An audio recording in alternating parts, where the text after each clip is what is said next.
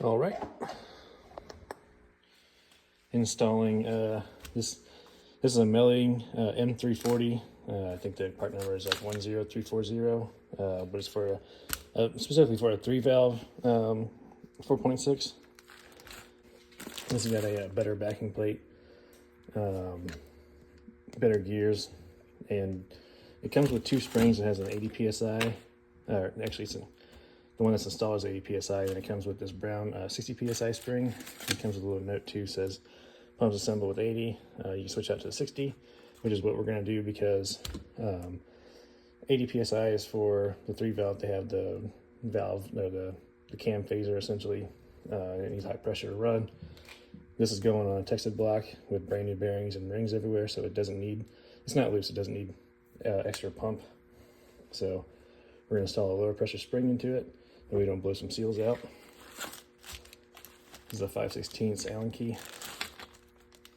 If that's going the correct direction, I guess. Oh man, it's tight. It says 30 foot-pounds. Man, that feels a lot more than 30.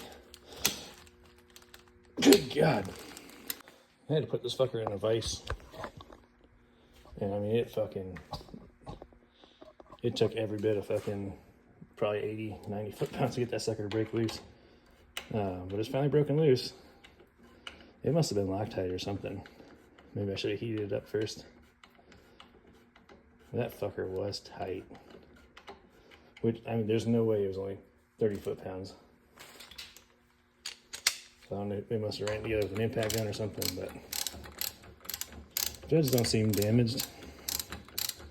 I was putting so much torque on it that this was starting to distort. I was worried I was going to crack the freaking oil pump housing. So Melling, fucking get your shit together, bro. This is fucking ridiculous.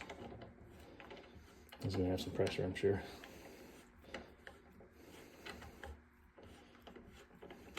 There we go. All right. Yeah, it looks fine. I don't see any thread locker, so they just over torqued the shit out of it. Blue spring out, brown spring in. I'm gonna put some blue Loctite on this thing because I don't want it to back out. Realize that I'm doing all this work and not even on the camera. Plug behind it. I'm going to give it a little bit of pressure, start the spinning.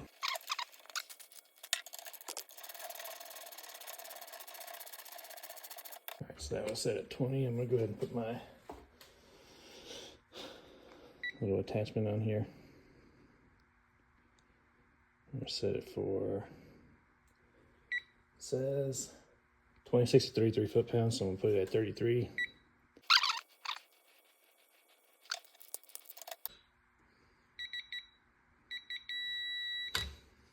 All right, that was at 34, but I mean, it's worrisome to me because clearly it was on there way harder. I wish I recorded how much force they actually took to break it loose. It was substantial. But I guess with the blue Loctite, it should be fine. It says 34 right there, or 33, so should be fine. Now we're going to dump a little bit of oil inside this pump. Give it a couple twists.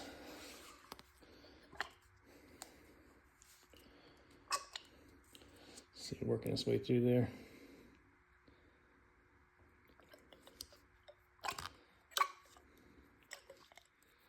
That way, when initial startup, it's not just dry. Put a little dab of assembly lube on here.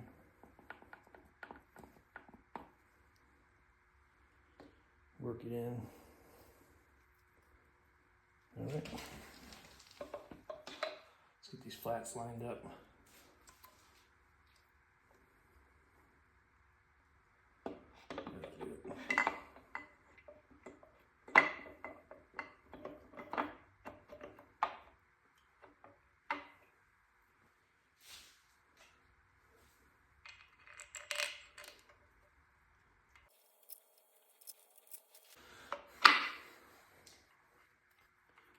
I got my torque wrench set up. These call for the oil pump to block bolts call for 100 inch-pounds of torque. I'm going to torque all of them except for this one, since this one needs to come back out and be used for the one of the timing chain guides.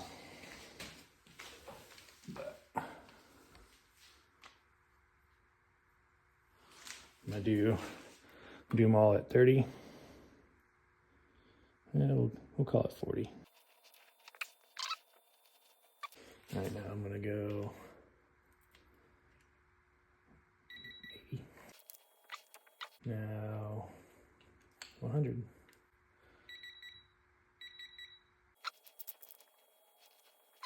Continuing on with the oil pump install, I'm going to start doing my pickup tube clearance to the oil pan. I want to make a note for everybody. This is news to me today. I was always under the impression that every Mark 8 had the 15/16 pickup tube.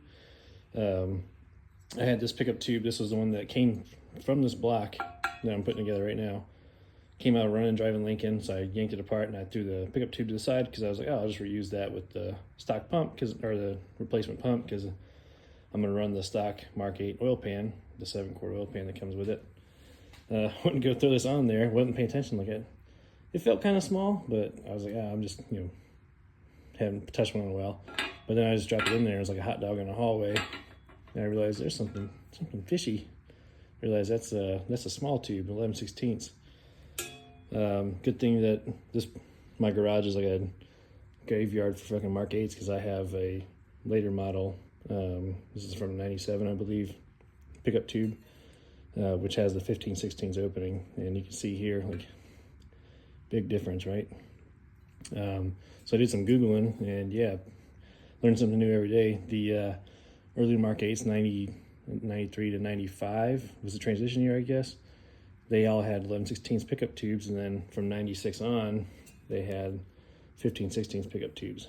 So, learn something new every day. Good thing I stashed a bunch of these for a time like this. Got me a chunk of Play-Doh. I wrap it in some plastic wrap so it doesn't get stuck to everything, doesn't get all screwed up. Use my gasket for the thickness. Everything's torqued down the way it should be, so there's no deflection on any of these parts. Now, get the old squish. All right.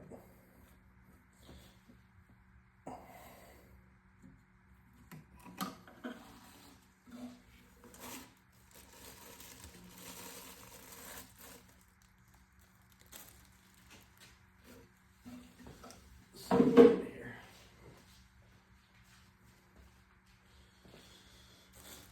All right, I'm gonna take this, I'm gonna chop it in half, and I'm gonna measure this gap we got here.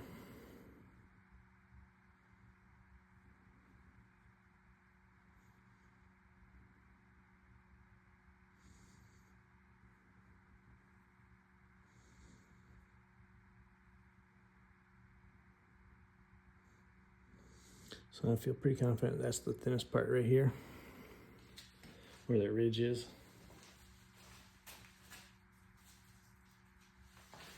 Verified on the other half that hasn't been molested yet. Yeah.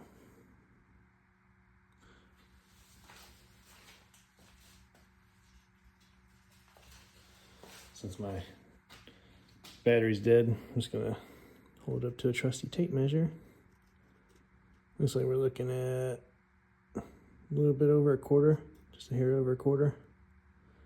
Not yet 5/16.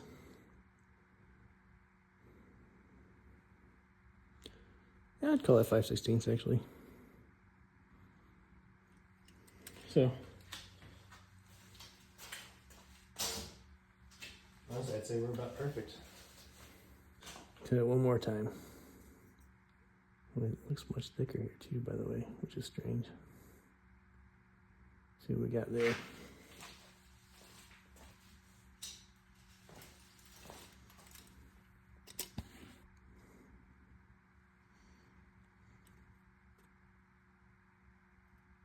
Yeah, again, looked thicker, but it's not 5/16. So we're good. I end up. So with the ARP kit, it said that I need to shave, shave 0.7 of an inch off of the spacer, the factory spacer, because of their ARP, because of the ARP stud that was there. However, I didn't do that. I used the spacer and I put the dipstick tube directly on top of it. It was too short. There was too much of a gap. So now it's the spacer plus a washer and then the dipstick tubes on top of that. And that gave me the perfect spacing, which is crazy. Good thing I didn't shave it. Just good thing I didn't listen to that and shave it. All right, I'm gonna start final assembly on this. I threw a little bit of blue Loctite on this guy. Drop it in here. Torque spec on that is 20 foot-pounds. These are 100 inch-pounds. Torque them down. Done.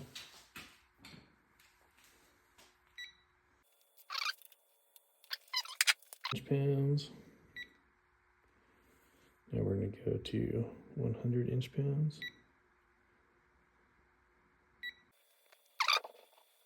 100 inch-pounds. And wait for it to stop flashing. All right, we're at 102.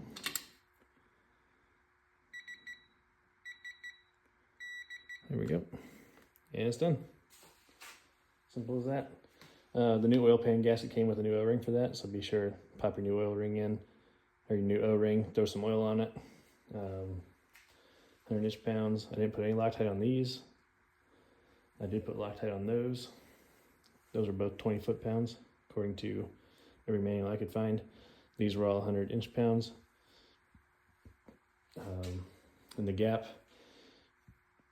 is supposed to be from this outer edge, should be 3/8 to the bottom of the pan. This outer edge is exactly 3/8. The inner edge is 5/16, so it's the gap you need.